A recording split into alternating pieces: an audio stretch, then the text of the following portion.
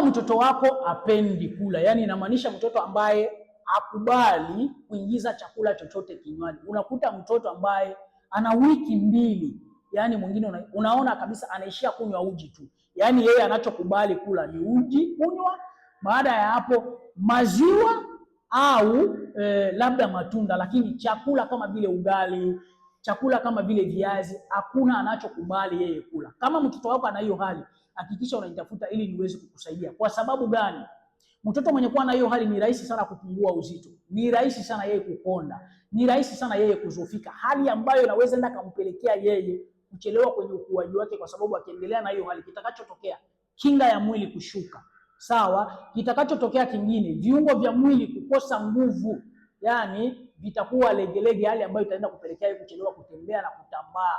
Sawa, kwa sababu gani? Mtoto mwenye kuwa na hiyo hali unakuja kugundua anaweza kukonda mpaka wewe mzazi unaweza anza kusikia aibu ya kutembea naye. Kama mtoto wako ana hiyo hali, inamaanisha mtoto ambaye haongezeki uzito, apendi kula. Nitafute, nitakusaidia. Na msaidiaje mtoto huyu?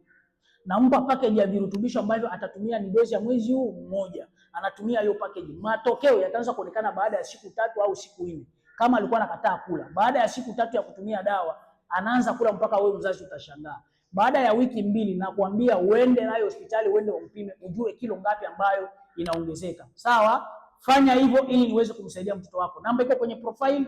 Amua leo na mimi niamue leo kukusaidia mtoto wako akae sawa.